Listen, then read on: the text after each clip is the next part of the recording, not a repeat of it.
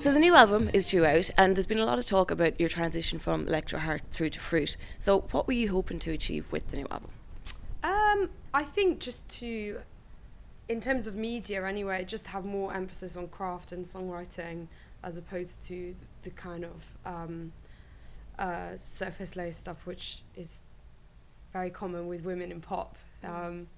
So yeah, that's been one of my main aims and what I've been interested in talking about. With this album, you've gone much more maybe away from the electric side of things and more focusing on, again, getting a lot of instrumentation on there and, again, more in-depth songwriting. Was that important to you? Yeah, this time around, I mean, I love electronic production and I love pop music. I find it really interesting, but I think this time it was very much a natural decision to have a more human feel on the records, and that was evident from the start. Like when I started producing stuff, I was using electronic drum beats and I was like, everything sounds a bit shit.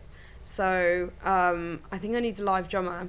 So my producer knew Jason Cooper from The Cure, and he ended up doing all of the drums on the record, and then I started to see what direction I wanted to go in, and for example, that I wanted live guitars across the whole record. So with Electro Heart, you had highlighted the issues there with perception of women and the image, and the whole feminism issue is something that's really come to the fore lately in acting and in different areas of the arts.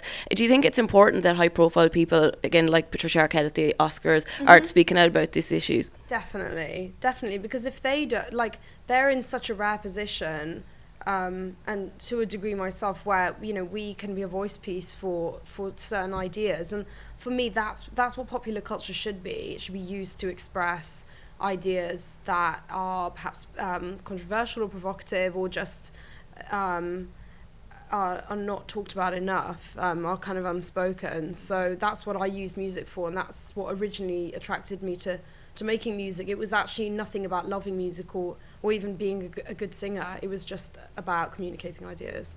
And one of the big, I suppose, controversies in music in the last week has been a lot of the festival lineups for the likes of Reading. They've released the posters with all the male acts taken out. And when you're looking at it, it's a bit shocking. So is that something that you find yourself from someone who's within the industry? Do you think the opportunities are there? Do you think there is a bias towards male artists when it comes to those lineups? Yes. I mean, also you see it with magazine covers like NME. Hello NME, when are you going to put a female on the front cover? It's like, I know they do occasionally do it, but occasionally is not enough.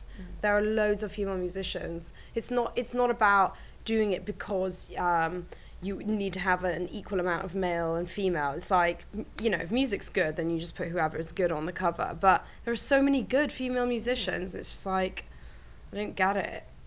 Males like looking at females, so you're not going to lose any readership.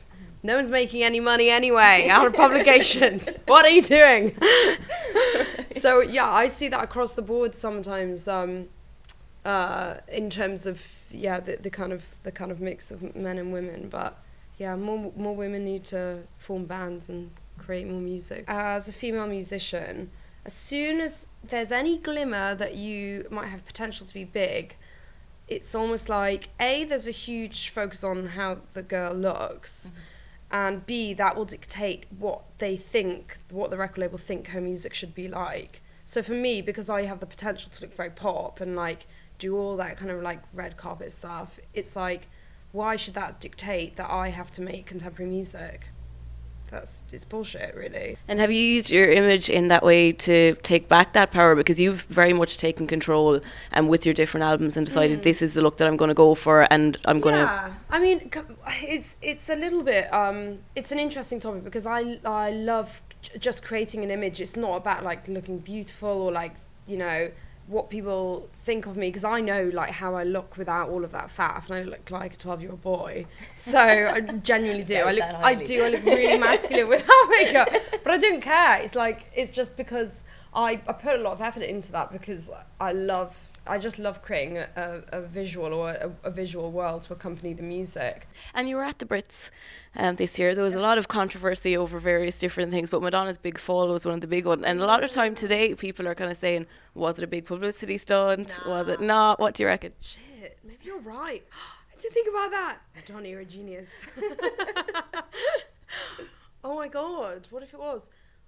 Well, because when it happened, so everyone in the arena, like, we didn't realise that it happened. Like, no one went, like, I thought it was a dance move. Okay. And I was like, oh my God, look at that sick fall. Like, she really just completely owned that.